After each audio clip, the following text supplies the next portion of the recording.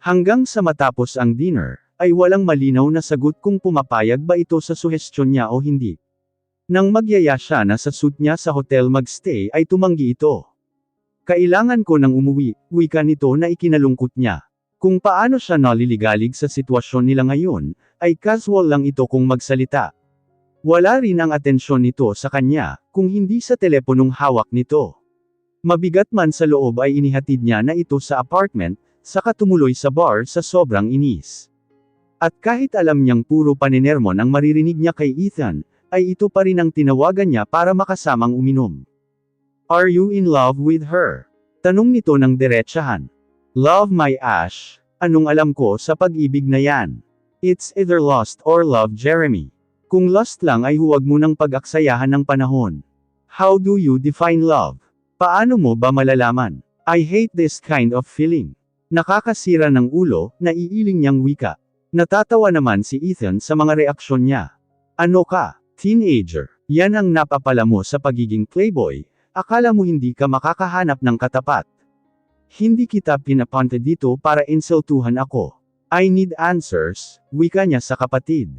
I don't know the answers, Jeremy. Pumunta ako dito para damayan ka. Pero ang sagot na gusto mong marinig, ay na kay Anika at sayo mismo. Bakit hindi ka magtapat? Anong ipagtatapat ko? Hindi ko nga alam kung ano ang nararamdaman ko. Tumitig sa kanya si Ethan bago napailing. Hindi ka naman pala sigurado kung ano ang nararamdaman mo, ano ang pinaputok ng butse mo. Kalimutan mo kung ano man yang nararamdaman mo kay Anika, at hayaan mo siyang makahanap ng taong seseryoso sa kanya. Natcha-challenge ka lang dahil iba siya sa mga babaeng nakilala mo. Hindi siya sumagot. Baka tama nga si Ethan. Natcha-challenge siya, lalo ngayon na ipinapakita nitong baliwala siya dito. Dati kahit girlfriend na ni Ethan, ay nagagawa pa rin niyang akitin. But, could he let her go? Isang oras lang nagtagal si Ethan sa club, dahil naghihintay na si Marga. At wala rin namang interes ang kapatid sa club, mula nang ma-realize nitong in love ito sa ngayoy asawa na. Siya'y tumagal pa hanggang alas 12, pero sa opisina lang siya namalagi, at hindi nakisalamuhan ni isa man sa mga babaeng nandoon. Hanggang sa magpasya siyang umuwi, ay hindi pa rin malinaw ang sagot sa mga tanong niya. Kinabukasan ay napagpasyahan niyang sundin na lang si Ethan.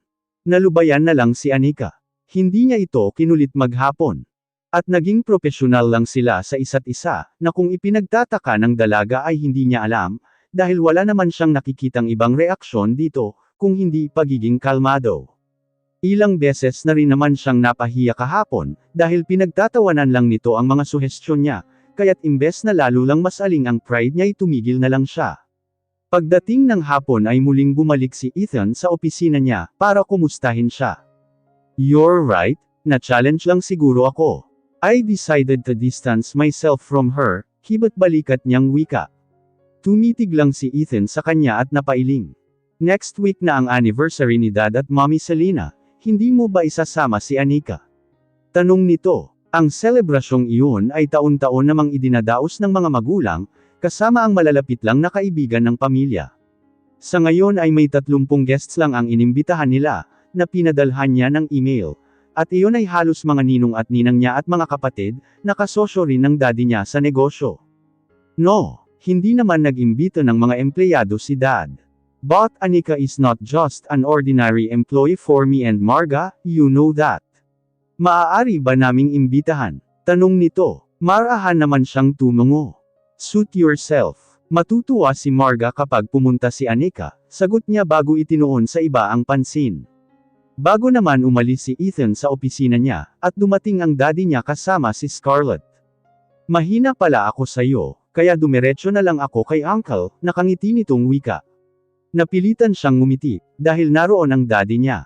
Hindi niya alam kung tama na magkalapit silang muli ni Scarlett, dahil ipinangako niya kay Anika na una at huli na ang nakita nitong halikan nila. Pero ngayong nagdesisyon siyang si Anika ang lulubayan, ay makakatulong si Scarlett, para mawala sa sistema niya ang dalaga. Inimbitahan ko na rin siya sa anniversary namin ng mommy mo, Jeremy.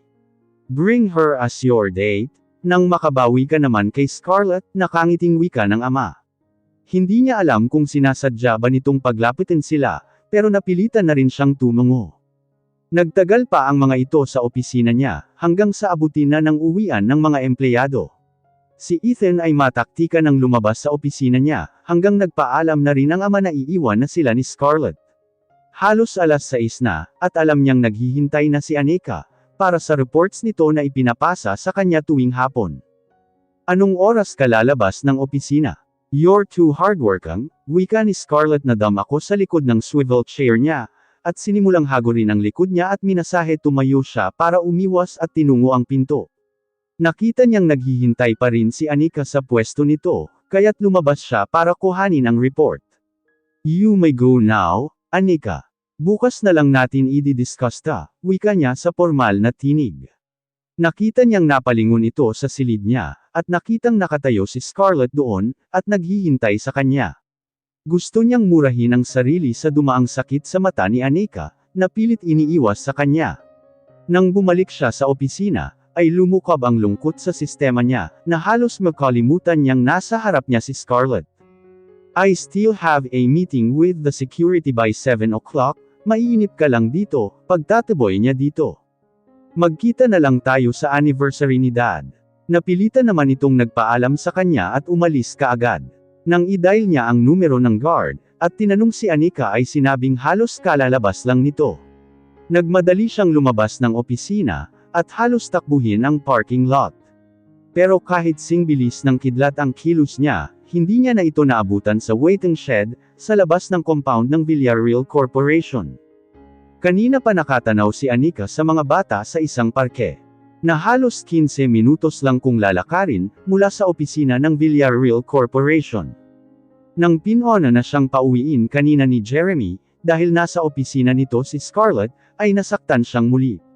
Kung bakit ito naging formal maghapon ngayong araw, ay wala siyang ideya.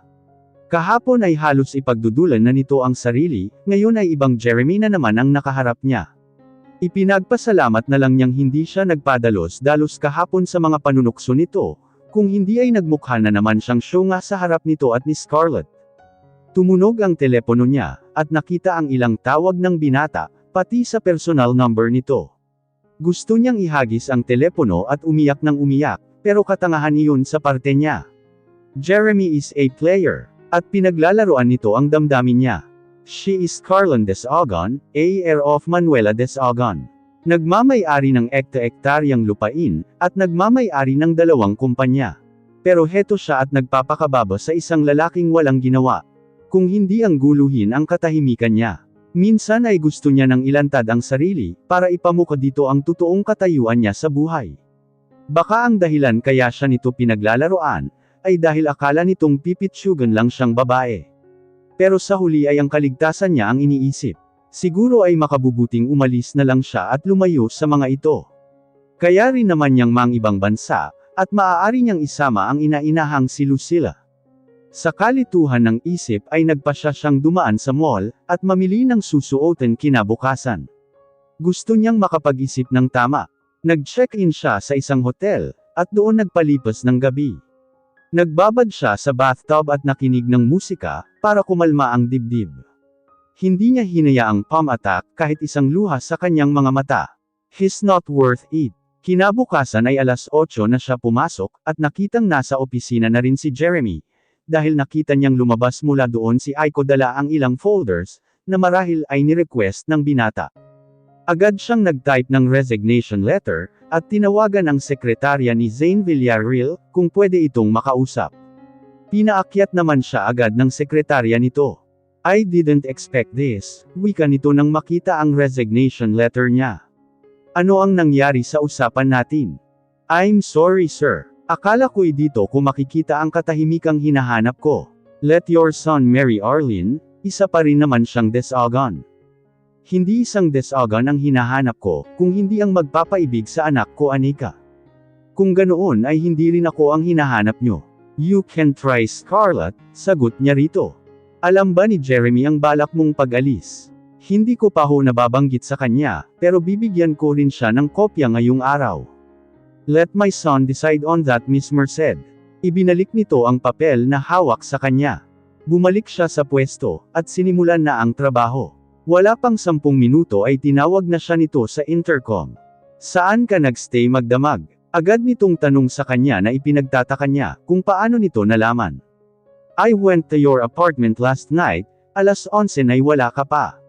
Nang bumalik ako ng alas 6 ngayong umaga ay sarado pa rin, pagtatapat nito. Nag-unwind, tipid niyang sagot. Inabot niya ang resignation letter dito, at nakita niya ang lungkot na dumaan sa mata nito. Nag-apply din kasi ako sa Singapore, at gusto kong i-try.